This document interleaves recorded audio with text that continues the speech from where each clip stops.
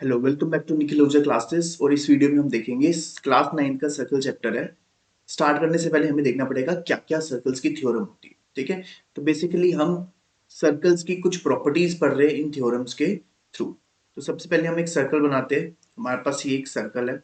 ठीक है, first theorem ये कहती है कि अगर हमारे पास इक्वल कॉर्ड, पहले सबसे पहले देख लेते हैं कि जो हमारा सर्कल होता है उसमें कॉर्ड क्या होती है। तो जैसे अगर मैंने कोई भी दो पॉइंट्स सर्कल में उनको ज्वाइन कर लिया, ठीक है, लेट्स से ये एक पॉइंट है ए, एक पॉइंट है बी, इनको अगर मैंने ज्वाइन कर लिया तो ये क्या बन गई, कॉर्ड। तो डायमीटर भी एक हमारी कॉर्ड है जो कि सबसे लॉन्गेस्ट कॉर्ड है।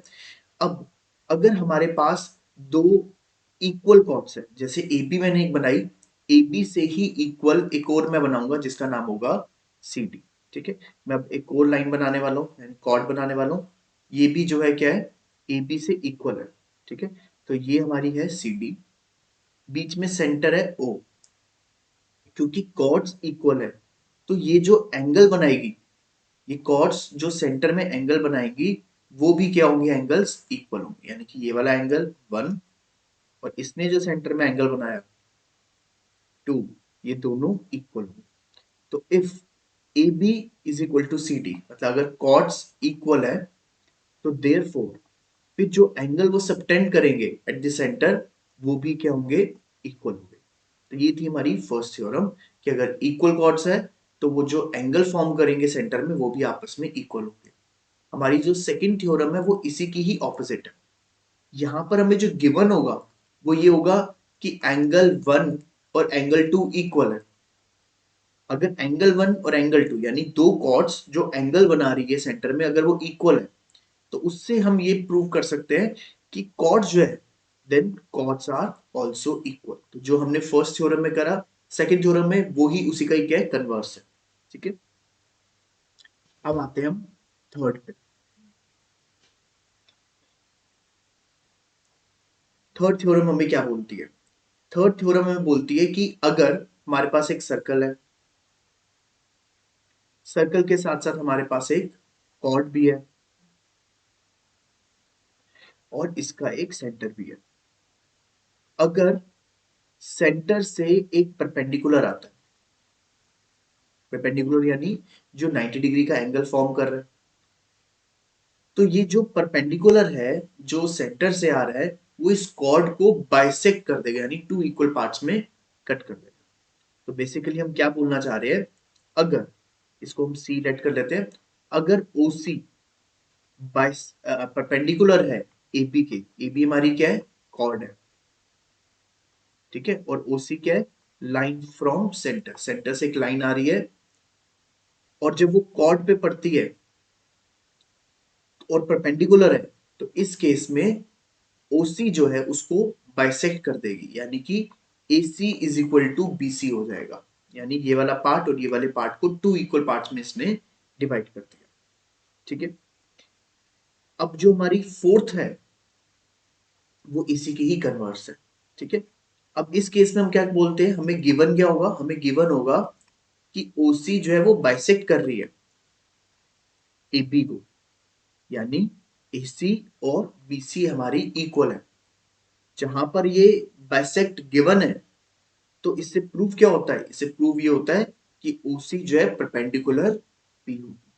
ठीक है, तो एक बार दोबारा से रिवाइज करते हैं। थर्ड थ्योरम में हमें बोला कि एक हमारे पास कॉर्ड गिवन है, उस कॉर्ड के ऊपर एक परपेंडिकुलर बन रहा है जो कि सेंटर से आ, जो कि इस केस में AB कॉर्ड है और उसके ऊपर परपेंडिकुलर OC है। उन्होंने कहा कि जब भी किसी कॉर्ड पर परपेंडिकुलर आता है सेंटर से तो परपेंडिकुलर जो है वो बाइसेक्टर भी होता है, यानी कि वो उस कॉर्ड को टू इक्वल पार्ट्स में भी कट करता है। ये हमारी थर्ड थ्योरम थी। फोर्थ थ्योरम में उसी का ही हमने ऑपोजिट कर दिया। अब हमने बोला कि अगर कोई कॉर्ड पर सेंटर से बाइसेक्टर आता है तो उसे बाइसेक्टर ही नहीं होगा, वो फिर परपेंडिकुलर भी होगा। ठीक है, तो अगर ओसी बाइसेक्ट करता है एबी को देन ओसी जो है परपेंडिकुलर भी होगा एबी के। ठीक है, ये थी हमारी फोर्थ। नेक्स्ट अब हम आते हैं फिफ्थ पर। फिफ्थ बहुत इजी सी है।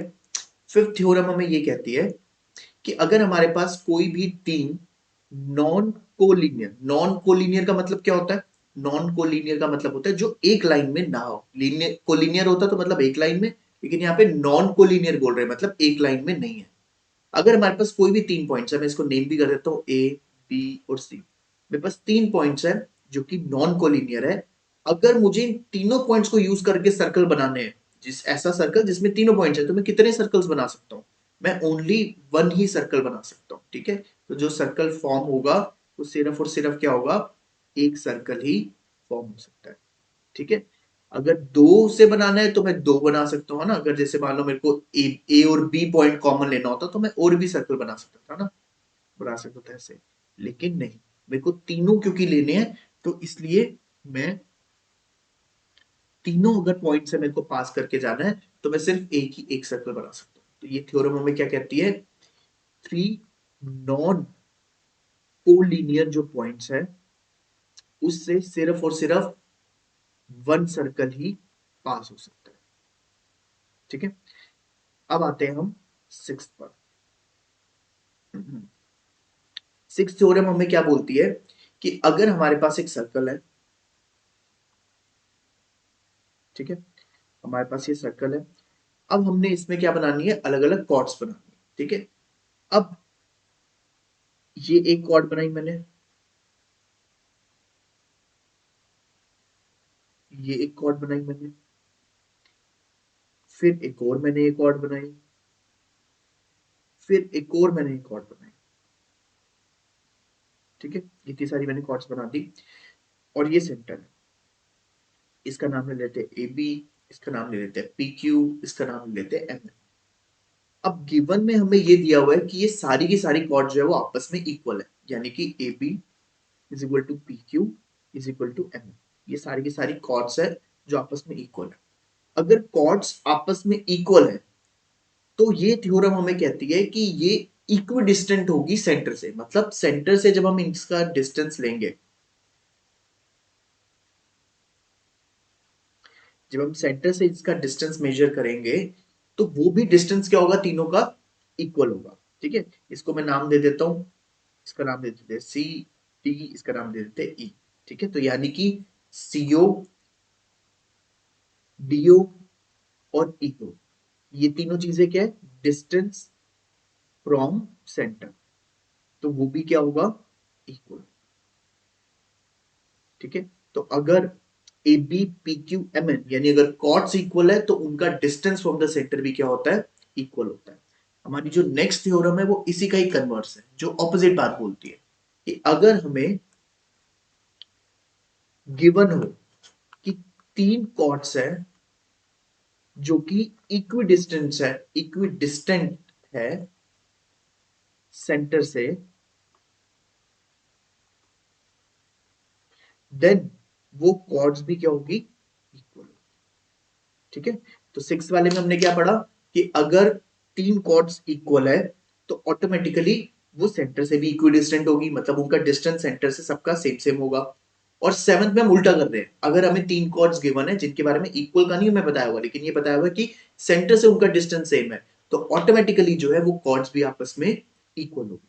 ठीक है, ये थी हमारी सेवंथ थ्योरम। अब नेक्स्ट आ जाते हैं एट्थ, जो आपकी बहुत ज्यादा यूज होती है जब आपको एंगल्स फाइंड करने होते हैं। तो हमने जल्दी से बनाया एक सर्कल, फिर उसके बाद हमने क्या करना है? उसके बाद हमने यहाँ पे हमने दो पॉइंट्स लिए ए और बी। तो देखो ये ए और बी से एक आर्क हमारी जो है वो रेडी हो गई है। ठीक है, ये आर्क हमारी रेडी हो गई है। अब ये सेंटर है। अब ये जो आर्क है ये दो जगहों पे क्या कर सकती है? अपना एंगल बना सकती है। ठीक है, एक कहां पे बना सकती है? एक तो सेंटर पे बना सकती है और एक सर्कल पे कहीं पे भी बना सकती है। लेट से मैंने इस पॉइंट पे बोल दिया। ठीक है, तो ये ए और बी ने यहाँ पे एंगल बना दिया। ठीक है, वो कहीं पे भी बना सकती थी सर्कल पे किसी भी पॉइंट पे, तो मैंने ये वाला पॉइंट ले लिया। तो हमें मेन जो बात ध्यान रखनी है इस थ्योरम में कि सर्कल पे जो भी एंगल होगा सेंटर में उससे डबल एंगल बनेगा। ठीक है, फॉर एग्जाम्पल अगर ये 60 डिग्री होता तो फिर ये क्या होता? 120 डिग्री होता। ठीक है, ये बहुत यूज होती है हमारी जब हमें एंगल्स फाइंड करने होते हैं। तो बेसिकली हमने क्या देखा? अगर हमारे पास एक आर्क है ए बी, वो जो सेंटर में एंगल सबटेंड कर रही है वो डबल होगा किसके, जो एंगल वो सर्कल के किसी भी पॉइंट पे करेगी उसके कंपैरिजन। ठीक है, तो ये हमारा था क्वेश्चन थ्योरम नंबर 8। अब आ जाते हैं 9th में, ये भी बहुत इंपॉर्टेंट है, जो एक्चुअल में बहुत ज्यादा यूज होती है हमें जब फाइंड आउट करने होते हैं एंगल्स। अब देखो 9th वाली थ्योरम क्या कहती है, 9th वाली थ्योरम कहती है हमारे पास है सर्कल, ठीक है, और ये जो सर्कल है वो सेम सेगमेंट में जितने भी एंगल्स बनाएगा। सेम सेगमेंट का मतलब क्या है, पहले तो हमने यहाँ पे क्या बना दी, एक हमने कॉर्ड बना दी। ठीक है, जब भी हमें कॉर्ड बनाते हैं तो कॉर्ड जो है वो सर्कल को दो सेगमेंट्स में डिवाइड कर देती है, एक है माइनर सेगमेंट, एक है मेजर सेगमेंट। तो नीचे वाली होगी माइनर सेगमेंट और ऊपर वाली होगी मेजर सेगमेंट। ठीक है, अब उन्होंने इस थ्योरम के अकॉर्डिंग हमें बोला कि अगर एक सेम सेगमेंट पे कोई एंगल बनता है, मान लो मैंने ये एंगल बनाया, मैंने ये एंगल बनाया, दूसरी तरफ मैंने एक और ये एंगल, ठीक है, यानी एंगल 1 और एंगल 2।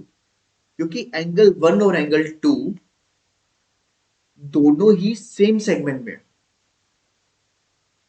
तो इन दैट केस ये दोनों एंगल्स आपस में क्या होंगे, इक्वल।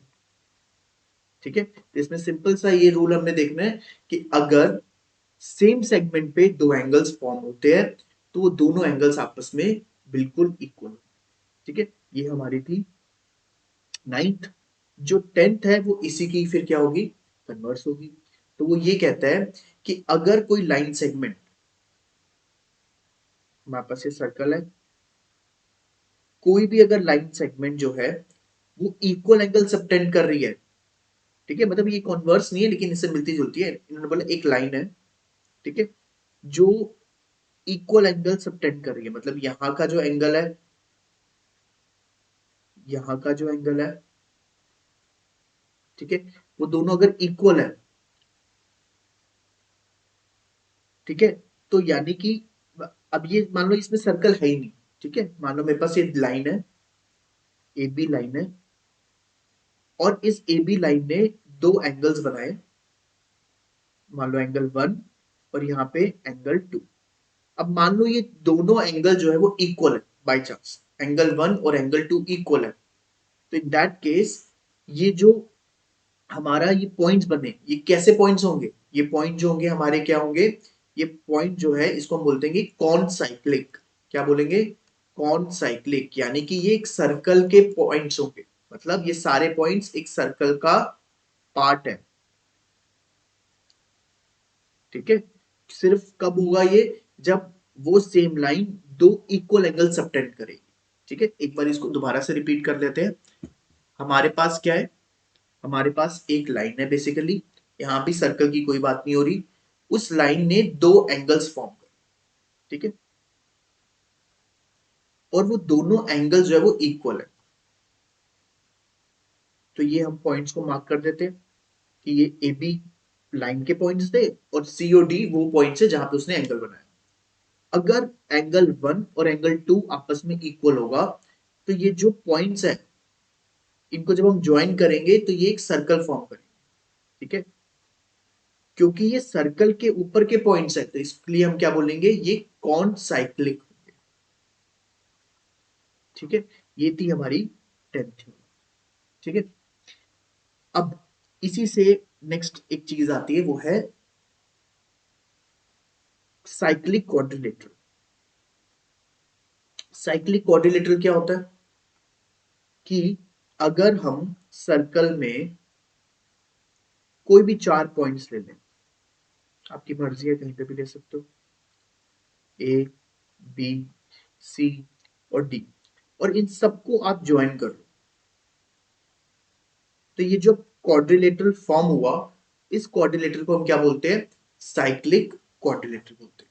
ठीक है, अभी जो साइक्लिक क्वाड्रिलेटरल होता है इसके जो ऑपोजिट एंगल्स होते हैं उनका सम, जो ऑपोजिट एंगल्स होते हैं उनका सम हमेशा क्या होता है, 180 डिग्री होता है। तो यानी एंगल ए और एंगल सी का सम होगा 180 डिग्री, और एंगल बी और एंगल डी का सम जो होगा वो होगा अगेन 180 डिग्री। तो ये भी हमें एंगल जब हम फाइंड करेंगे आगे एक्सरसाइज में तो बहुत काम आती है ये वाली भी हमें। ठीक है। अच्छा, फिर उसके बाद एक तो ये बात होगी, अब इसी की कन्वर्स है। अब हमारे पास ना क्या है, हमारे पास सिर्फ एक कोऑर्डिनेटर। ठीक है। अगर इसमें A B C D points है, अगर इसमें ऑपोजिट, इफ ऑपोजिट एंगल्स का सम 180 डिग्री अगर हो जाता है, ठीक है, तो हम ये प्रूव कर सकते हैं कि ये कौन सा कोऑर्डिनेटर है, ये साइक्लिक कोऑर्डिनेटर। ठीक है।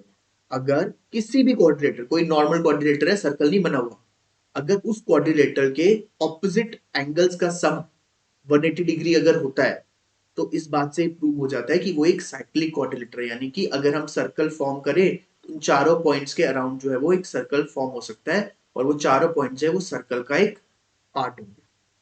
ठीक है। ये थी हमारी टोटल 12 थ्योरम्स, जिसपे बेस्ड एक्सरसाइज में हम बड़े सारे क्वेश्चंस कर पाएंगे। तो आपको ये अच्छे से क्लियर होने चाहिए ताकि आप इनको अप्लाई करके डिफरेंट एंगल्स या डिफरेंट प्रॉपर्टीज यूज करके जो है आप अपना डिजायर जो भी आपको प्रूव करना है आप प्रूफ कर सको। आई होप आपको ये टॉपिक क्लियर होगा। Thanks for watching, keep learning.